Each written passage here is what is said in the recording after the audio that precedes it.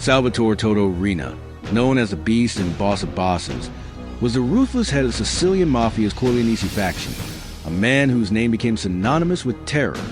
From the 1970s to the early 1990s, Riina orchestrated a blood-soaked campaign of violence, personally killing around 40 people and ordering over 150 murders, including the brutal assassinations of anti-Mafia judges Giovanni Falcone and Paolo Borsellino, the horrific kidnapping and acid-dissolution of a 13-year-old boy, and the bombing of civilians in attacks like the 1984 Christmas massacre. His reign turned Sicily into a war zone, leaving a trail of bodies and fear. In this documentary, we dive deep into Riina's psyche, using psychology and psychoanalysis to unravel why he committed these atrocities, how he chose his victims, and what drove a man to become a monster. Why focus on Salvatore Riina? Because his crimes weren't just brutal. They were calculated, personal, and drenched in a chilling psychological complexity that makes him a case study for the darkest corners of the human mind. Riina didn't just kill, he obliterated. Picture this. A 13-year-old boy, Giuseppe Di Matteo, kidnapped, held for 2 years, then strangled. His body dissolved in a vat of acid to punish his father's betrayal. Judges Falcone and Borsellino, blown apart by car bombs in 1992. Their motorcades reduced to twisted metal and blood-soaked pavement. A train bombing in 1984 that killed 16 innocent people. Time to distract police from mafia probes. Riina's violence wasn't random. It was a message, carved in flesh and fear. His methods, from strangulations to explosives, were chosen to maximize terror, making him a perfect subject to dissect through the lens of psychology. His crimes scream for answers. What kind of mind orchestrates such savagery? Let's step into the dusty, sun-scorched streets of Corleone, Sicily, 1930. Salvatore Riina was born into a poor farming family, the kind of poverty that grinds hope into dirt. At 13, his life shattered. His father, Giovanni, and younger brother, Francesco, were killed when a World War II bomb they were scavenging for scrap metal exploded.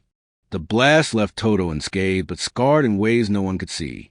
Psychologically, this was a critical incident, a moment that can rewire a child's brain.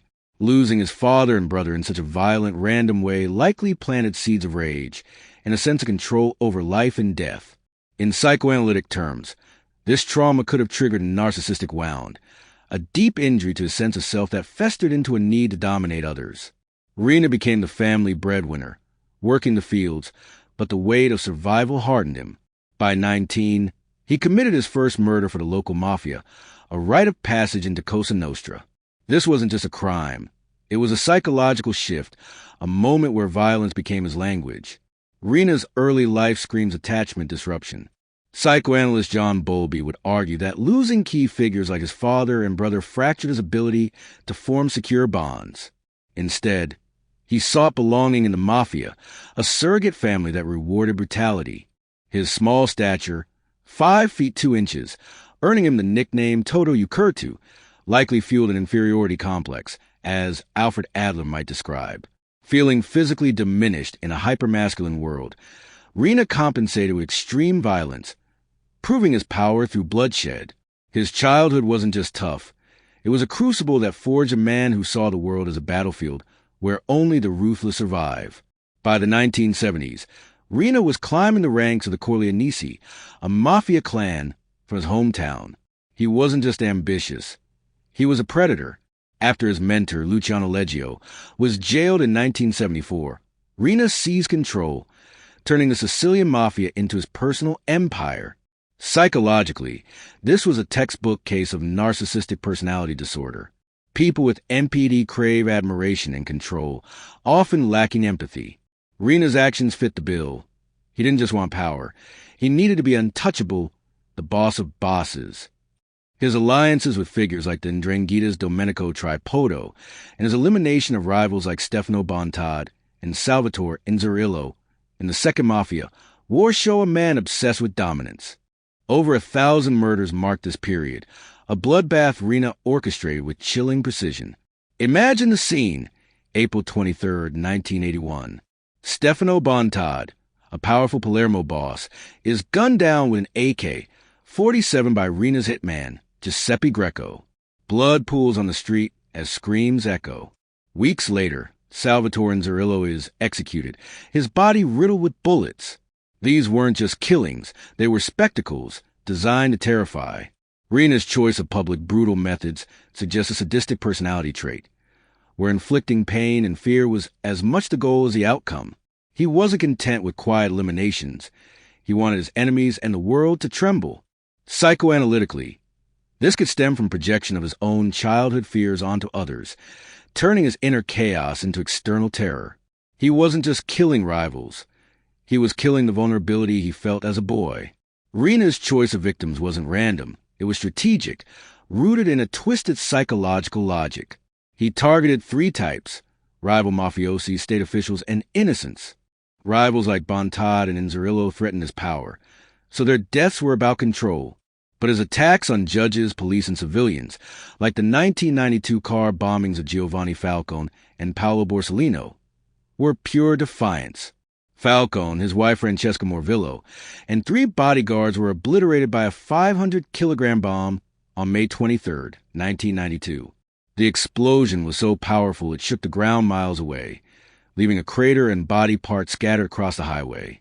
2 months later, Borsellino and 5 escorts met a similar fate outside his mother's apartment. Witnesses described the scene as hell on earth, with burning cars and the stench of blood and explosives. Why these targets? From a psychological perspective, Riina exhibited antisocial personality disorder, marked by a disregard for societal rules and others' rights. Judges like Falcone and Borsellino symbolized the state's authority, which Riina saw as a personal affront to his omnipotence. Killing them was his way of asserting dominance, a grandiose delusion that he was above the law. His targeting of civilians, like the 1984 train bombing that killed 16, was even more chilling. These acts were distractions, meant to overwhelm police resources.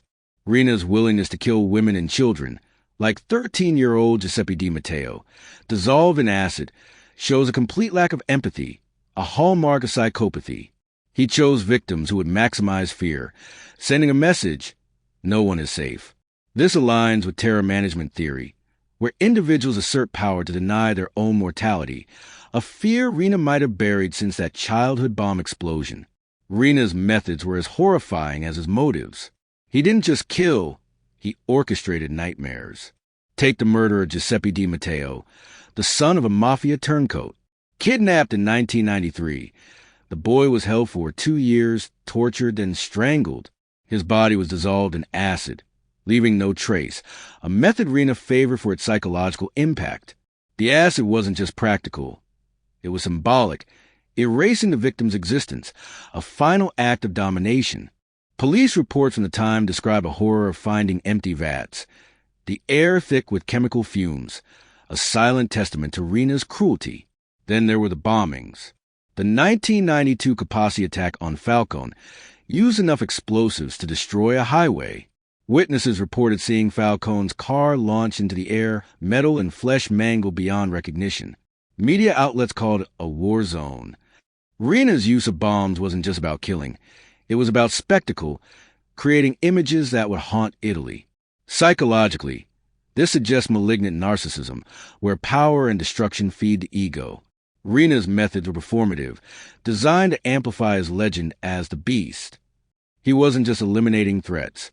He was writing his name in blood across history. What drove Riina to such extremes?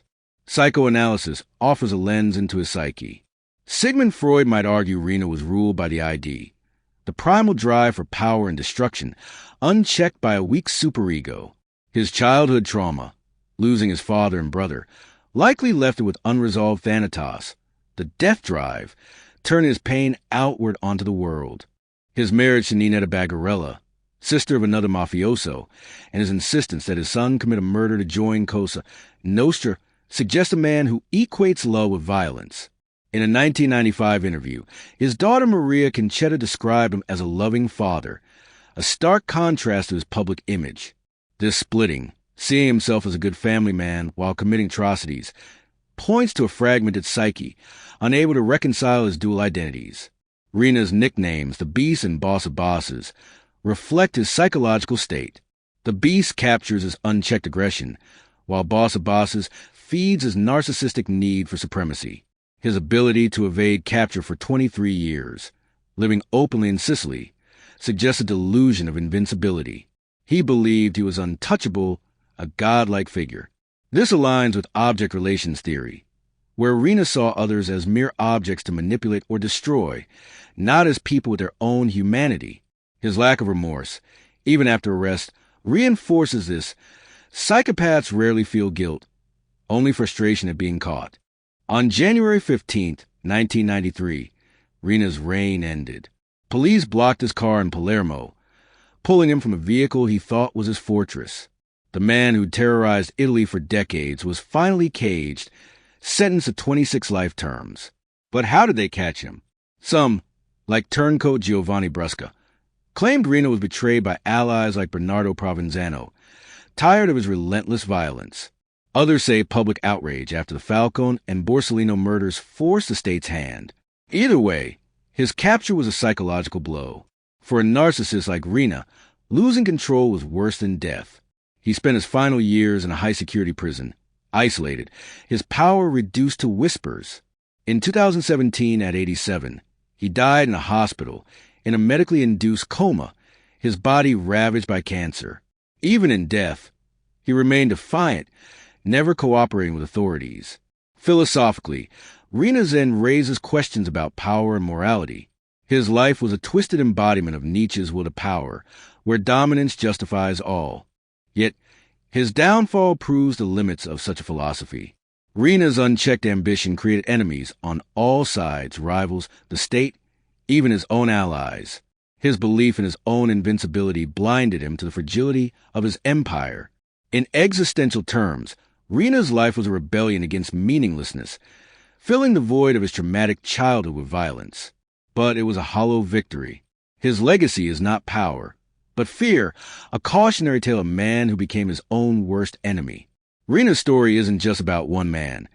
It's about the darkness that festers when trauma, power, and a lack of empathy collide. His crimes still haunt Sicily. The red monument of Falcone stands as a reminder of the cost, while Corleone struggles to escape its bloody past. Psychologically, Riina shows us how a wounded child can grow into a monster, how pain can twist into cruelty. His life forces us to ask, what separates us from a beast? Is it circumstance, choice, or something deeper? As you sit there, heart pounding, imagine Riina's cold eyes, planning his next kill. That's the terror of his psyche, a reminder that the scariest monsters are human.